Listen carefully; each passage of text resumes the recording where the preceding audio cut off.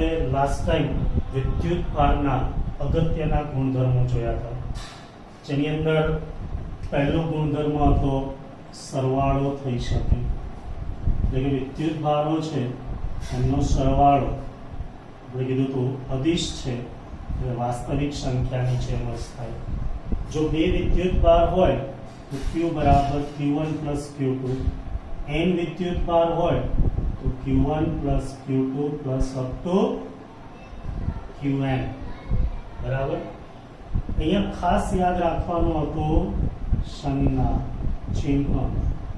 હવે વિદ્યુત ભાર છે એ ધન કે ઋણ હોઈ શકે, એટલે એને નિશાની સાથે દર્શાવવાનું. એ બધું ફટાફટ એડમિટ થઈ ગયું, રાઈટ. ત્યાર પછી બીજું જોયું હતું સંરક્ષણ.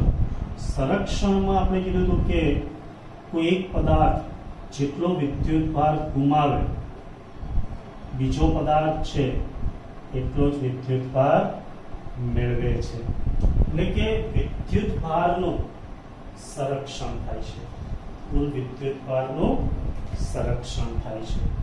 અને ત્રીજો અગત્યનો પોઈન્ટ જોયો તો ક્વોન્ટમીકરણ. ક્વોન્ટમીકરણને આપણે યાદ રાખેલું કે કોઈ પણ વિદ્યુત ભારનું મૂલ્ય છે એ E એટલે ઇલેક્ટ્રોન કે પ્રોટોન પરનો વિદ્યુત ભાર એના પૂર્ણ ગુણાંકમાં હોય છે. બરાબર. દરેકને આટલું યાદ હશે. હા, હવે જુઓ, મૂળભૂત વિદ્યુત ભાર તરીકે ઇલેક્ટ્રોન કે પ્રોટોન લેવામાં આવે છે, જેને આપણે E વડે દર્શાવીએ, જેનું મૂલ્ય છે 1.6 into 10⁻⁻19 કુલમ. જો કોઈ પદાર્થ વિદ્યુત ભાર અથવા તો ઇલેક્ટ્રોન મેળવે તો એ ઋણ વિદ્યુત ભારિત બને, અને જો કોઈ વિદ્યુત ભાર ગુમાવે તો એ ધન વિદ્યુત ભારિત બને. તો આની અંદર તમને એવો MCQ પૂછવામાં આવે કે મેળવે અને ગુમાવે તેના દળમાં ફેરફાર થાય, તો કે હા, થોડો ફેરફાર થશે. જે મેળવે એના દળમાં થોડો વધારો થાય, જે ગુમાવે એના દળમાં થોડો ઘટાડો થાય છે.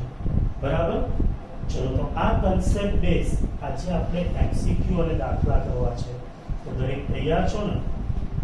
ઓકે. તો જુદી જુદી પરીક્ષામાં પૂછાયેલા અને તમારી પરીક્ષામાં પૂછી શકાય એવા પ્રશ્નોની વાત કરીએ આપણે. ચલો, તો દરેક પહેલો પ્રશ્ન લખશે. આટલી સુધી આપણે ભણી ગયા છીએ. હવે આનો ઉપયોગ કરીને આજે ઉદાહરણો અને MCQs જોઈશું. લખો, કોઈ એક પ્રક્રિયા દ્વારા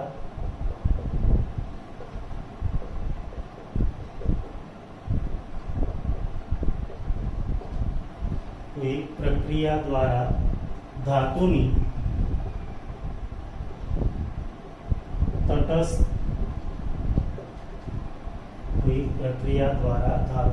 તટસ્થ પ્લેટ પર 10 ની ગમે એટલી પૂછી શકે. આપણે અહીંયા ઉદાહરણ પૂરતી 19 ઘાત લઈએ. 10 ની 19 ઘાત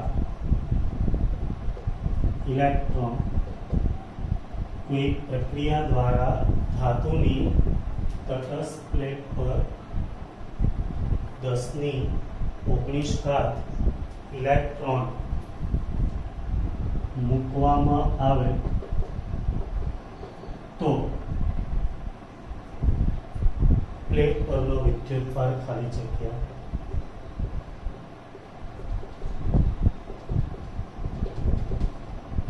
આ ગુજકેટની અંદર પૂછાઈ ગયેલો પ્રશ્ન છે, અને જો જૂની ટેક્સ્ટ બુક લો તો એની અંદર કંઈક આ 19મો MCQ હતો. ચેક ના કરે છે.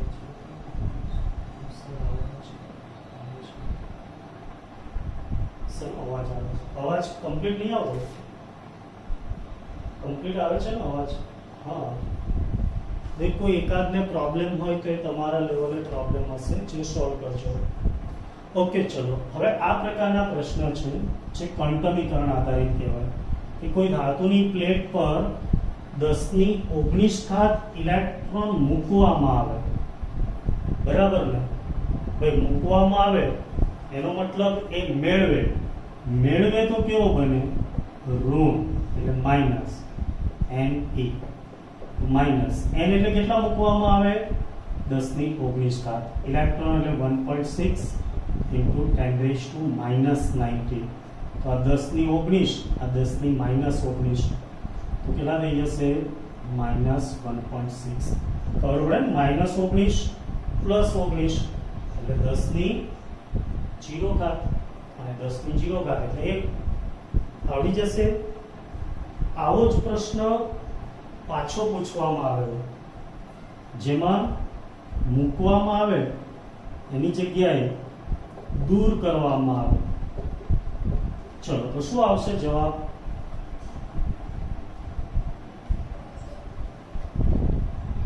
યસ, જેટલાને બી આવે બોલી દો, તક છે તમારી પાસે બોલવાની.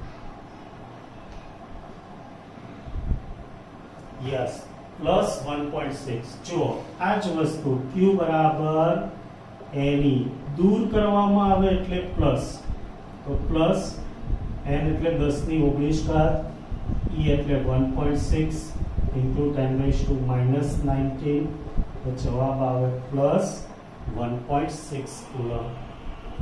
આ જ પ્રશ્ન પાછો પૂછવામાં આવેલો, જેમાં 10⁻⁹ ની જગ્યાએ 10⁻10 હતું.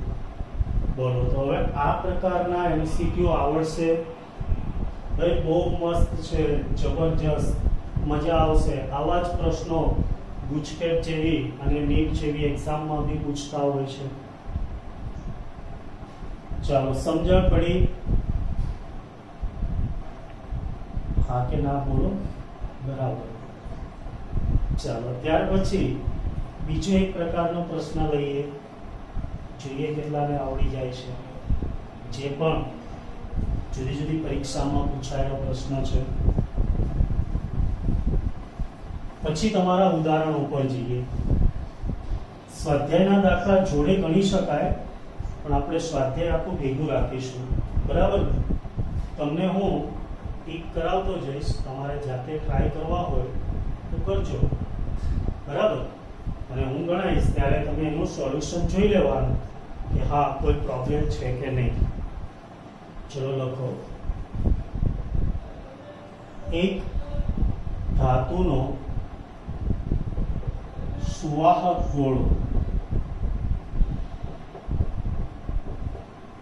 એક ધાતુનો સુવાહક ગોળો 10⁻23 અણુઓ ધરાવે છે.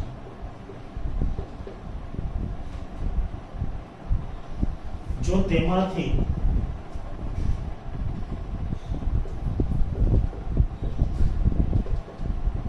.1%, હા જો અહીંયા સંખ્યામાં બંનેમાં ફેરફાર કરી શકે,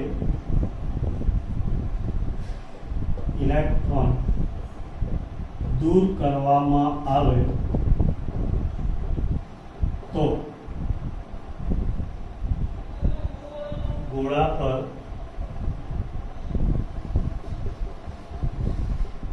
કેટલો વિદ્યુતભાર પ્રસ્થાપિત થશે? ચલો, કોઈ કહી શકશે શું કરવાનું?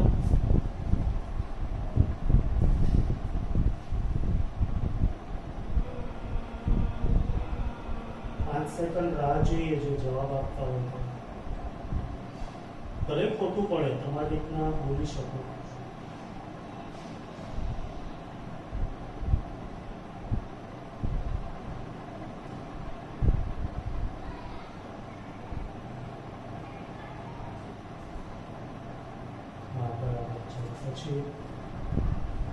ઓકે, અહીંયા ધ્યાન રાખો.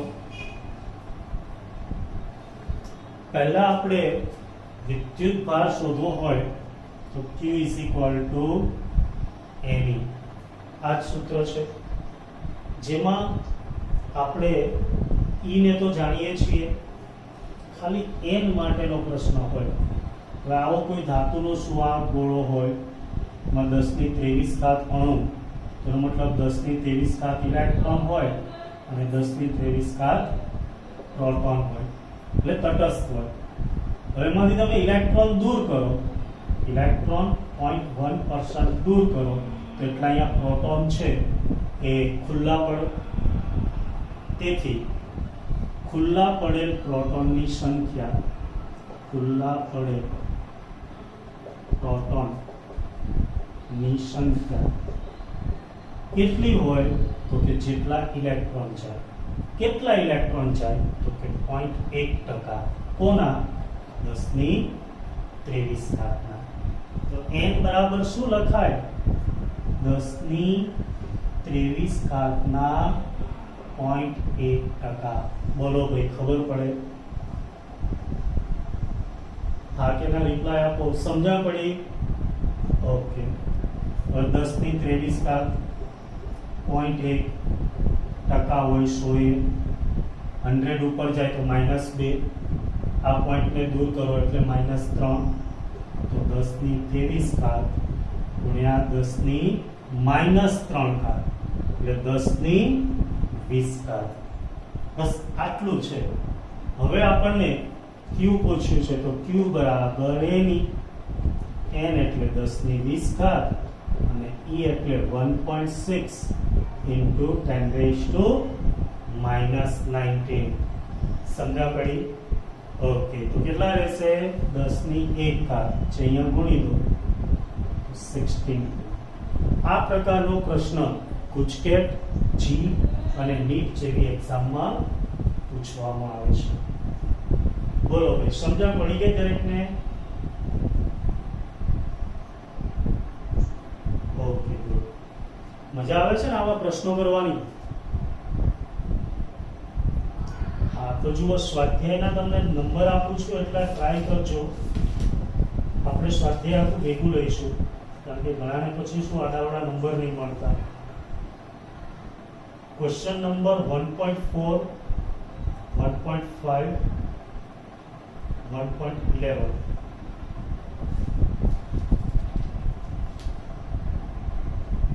આટલા કરવાના છે. કરશો ને? આપણે ભણી ગયેલી થિયરી આધારિત છે. ઓકે. તો હવે આપણે ઉદાહરણ જોઈએ કે જે બંને ઉદાહરણ તમારા માટે જી નીટના પોઈન્ટ છે. ઉદાહરણ 1.2 અને ઉદાહરણ 1.3. 1.1 આપણે કરી ગયા છીએ. બહુ મજા આવે એવું છે. દરેક પાસે ટેક્સ્ટ બુક હોય તો રકમ એમાંથી જોજો, કારણ કે રકમ લખતો નથી હું.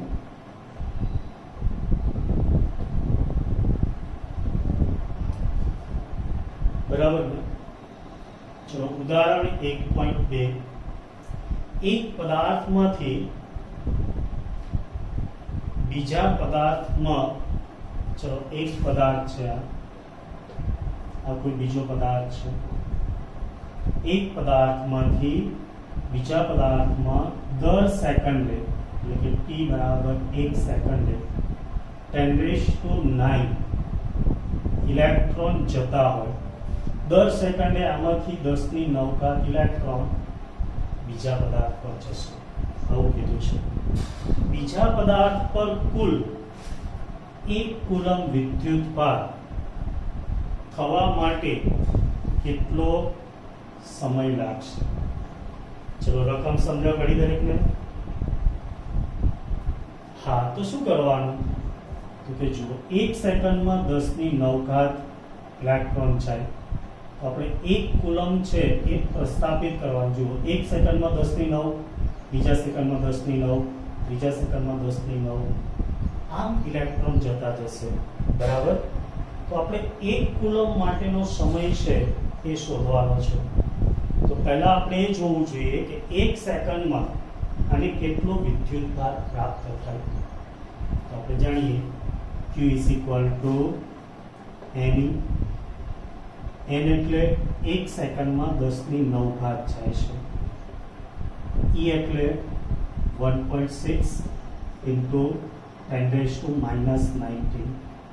1.6 minus 19 plus 9 10 ની minus 10 ઘાત. એક સેકન્ડમાં બીજા પદાર્થને આટલો વિદ્યુતભાર પ્રાપ્ત થાય છે. પહેલો પોઈન્ટ ખબર પડી દરેકને? તો હવે ત્રિરાશિ આવે કે જુઓ 1.6 into 10 raised to minus 19 coulomb વિદ્યુતભાર પ્રાપ્ત કરવા લાગતો સમય 1 સેકન્ડ છે. તમારે કેટલો જોઈએ? 1 કુલમ. 1 કુલમ માટે લાગતો સમય કેટલો? ક્લિયર? હા. તો t બરાબર કેટલા થશે? ત્રિરાશિ તો આપણે ભણીએ 1 ગુણ્યા 1 છેદમાં આ પદ આવે 1.6 into 10 raised to minus 10 sorry minus 10 ઉપર જાય તો પ્લસ એક બાજુવાળાને આપી દો તો 10 ભાગ્યા 1.6 ગુણ્યા 10 ની 9 ઘાત. આ તો આપણને આવડે છે 6.25. આટલો જવાબ આવે. સેકન્ડમાં પૂછે તો આ તમારો જવાબ. પણ તમને એમ કહે કે સમયગાળો વર્ષમાં દર્શાવો તો આપણે 11માં ઘણા દાખલામાં શીખવાડ્યું હતું સેકન્ડને વર્ષમાં ફેરવવા હોય તો 1 વર્ષના દિવસ કેટલા? 365. દિવસના કલાક કેટલા? 24. કલાકની સેકન્ડ કેટલી? 3600. આના વડે ભાગી દેવાનું એટલે હવે જે જવાબ આવે એ વર્ષમાં આવે. તો દરેક કેલ્ક્યુલેટર લઈને બેઠા હશે, આપણે કીધું હતું. બોલો કેટલા આવે છે? કેલ્ક્યુલેટરનો ઉપયોગ કરી જુઓ અને ફટાફટ જવાબ આપો.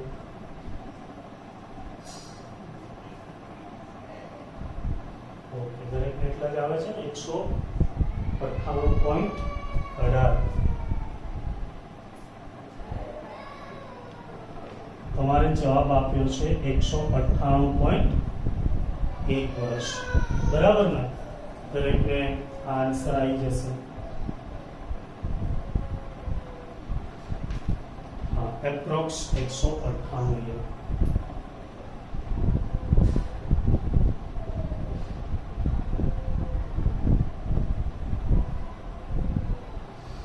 ચલો, આવી ગયો દરેકને આન્સર? ભાઈ રીત ખબર પડી ગઈ બધાને? એક પદાર્થ છે એ દર સેકન્ડે 10 ની 9 ઘાત ઇલેક્ટ્રોન છે એ બીજા પદાર્થ પર જતા હોય તો બીજા પદાર્થમાં 1 કુલમ વિદ્યુતભાર થતા કેટલો સમય લાગશે એ શોધવાનું છે. તો 1 સેકન્ડમાં 10 ની 9 ઘાત ઇલેક્ટ્રોન અહીંયા ટ્રાન્સફર થાય તો આપણે એમ કહી શકીએ 1 સેકન્ડમાં આ કેટલો વિદ્યુતભાર પ્રાપ્ત કરે? તો કે Q બરાબર એની n એટલે 10 ની 9 ઘાત, E એટલે આપણે જાણીએ છીએ. તો 1 સેકન્ડમાં આટલો વિદ્યુતભાર પ્રાપ્ત કરે. જેને ઉલટું બોલીએ તો એમ કહેવાય 1.6 into 10 raised to minus 10 sorry અહીંયા 10 છે કુલમ વિદ્યુતભાર પ્રાપ્ત કરવા લાગતો સમય 1 સેકન્ડ. તો 1 કુલમ વિદ્યુતભાર પ્રાપ્ત કરવા લાગતો સમય કેટલો? 1 ગુણ્યા 1 નીચે 1.6 into 10 raised to minus 10 minus 10 ઉપર જાય તો પ્લસ એક બાજુવાળાને આપી દીધા એટલે 10 ની 9 ઘાત. તો 6.25 ગુણ્યા 10 ની 9 ઘાત. જો વર્ષમાં શોધીએ તો વર્ષ માટે 1 વર્ષ એટલે 365 દિવસ, જેને કલાકમાં ફેરવો એટલે 24, કલાકને સેકન્ડમાં ફેરવાય તો ગુણ્યા 3600, ભાગાકાર કરો એટલે 198 વર્ષ આવે. ચલો, સમજણ પડી ગઈ ભાઈ દરેકને?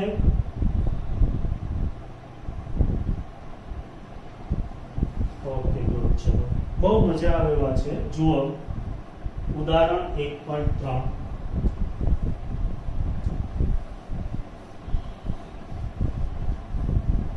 ફરીથી જાતે ગણી લેવાના એટલે તમને ક્યારે તકલીફ ના પડે.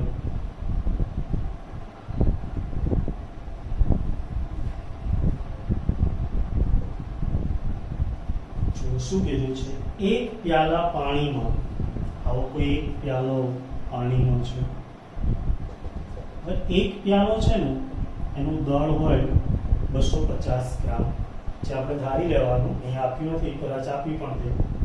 કેટલા ધન અને ઋણ વિદ્યુત ભારો હશે? આની અંદર કેટલા ધન કે ઋણ વિદ્યુત ભારી હશે? જેટલા ધન હોય એટલા જ ઋણ હોય. તો આપણે ધન અને ઋણ વિદ્યુત ભાર શોધવાનો છે. કેટલો હશે? ધન વિદ્યુત ભાર કેટલો હશે અથવા તો ઋણ વિદ્યુત ભાર કેટલો હશે? કોઈ કહેશે કેવી રીતે શોધી શકાય? હા, દેખો, પાણી છે, પાણી એટલે H2O, એટલે આની અંદર H ના 2 અને O નો 1, બરાબર. તો હાઇડ્રોજન છે એમાં 1 પ્રોટોન, એટલે H2 છે એટલે 2 પ્રોટોન, અને ઓક્સિજનનો પરમાણુ ક્રમાંક 8 હોય એટલે દરેકમાં એક H2O માં 10 પ્રોટોન કે ઇલેક્ટ્રોન હોય, બરાબર. તો આપણે 250 ગ્રામમાં કેટલા પાણીના અણુઓ છે એ શોધવા પડે. પાણીના એક અણુમાં 10 હોય, આ તો દરેકને ખબર પડે ને ભાઈ. પાણીનો એક અણુ એટલે H2O, H માં 1 પણ H2 છે એટલે 2 અને O માં 8 એટલે 10 હોય. હવે પાણીના અણુ 250 ગ્રામમાં કેટલા હશે? તો દેખો, આપણે 11 માં ઉપયોગ કરેલો, અને તમે કેમિસ્ટ્રીમાં પણ ભણેલા છો કે ભાઈ આમનું દળ છે કેટલું હોય? આણ્વીય દળ 18. ત્રિરાશિ મૂકી શકાય. 18 ગ્રામ દળમાં અણુઓની સંખ્યા એવો કેટલો અંક એને જેટલી હોય, બરાબર. તો તમને અહીંયા 250 ગ્રામ કીધું છે, તેમાં પાણીના અણુઓની સંખ્યા કેટલી? અને આમ લખવાનું, 18 ગ્રામ દળમાં પાણીના અણુઓની સંખ્યા એને એટલે ખબર ને એવો કેટલો અંક? 6.023 ગુણ્યા 1023 ઘાત.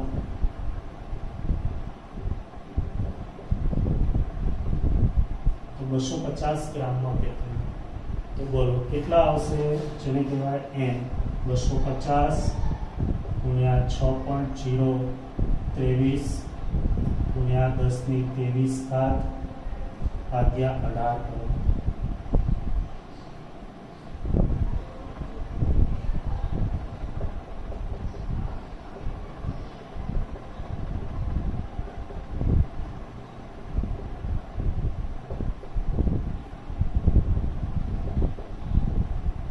કેટલા આયા?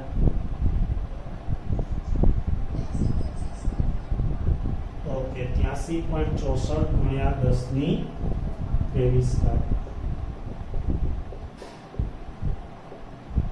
દરેકને આટલા આવે છે ને ભાઈ? આ પાણીના અણુઓની સંખ્યા છે, બરાબર.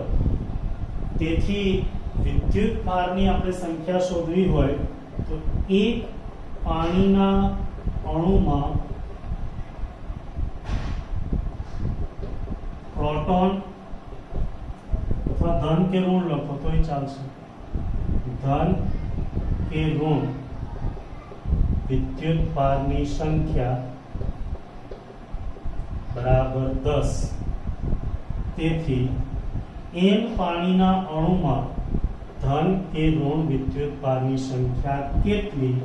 તો એને આપણે કેપિટલ N કહીએ, તો સ્મોલ n ગુણ્યા 10 એટલે 83.64 ગુણ્યા 1023 ઘાત ગુણ્યા 10, બરાબર. જેને તમે પોઈન્ટમાં કન્વર્ટ કરો તોય ચાલે, બાકી એમને એમ રાખો. 83.64 ગુણ્યા 1024 ઘાત.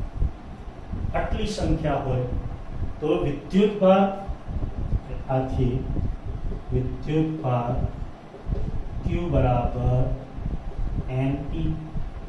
n કેટલા છે? 83.64 ગુણ્યા 1024 ઘાત, અને E એટલે 1.6 × 10⁻⁹ 19. 1.6 × 10⁻⁹ 19 એટલે 1 × 10⁻⁹ 19 ચલો હવે તમારી પાસે કેલ્ક્યુલેટર છે?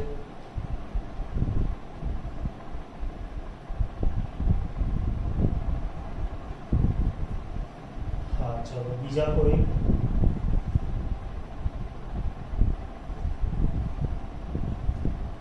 એકસો 33.82 આ બંનેનો ગુણાકાર આવશે. 24 માંથી 19 જાય તો 10 ની 5 ઘાત. બરાબર. જે તમારે જવાબ આપ્યો છે અહીંયા 2 પોઈન્ટ ખસી જાવ, 1.34 ગુણ્યા 10 ની 7 ઘાત પૂર્ણ.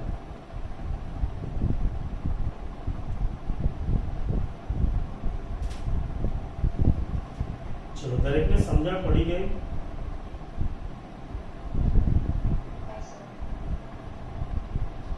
ઓકે, બાકીના રિપ્લાય નહીં આપતા.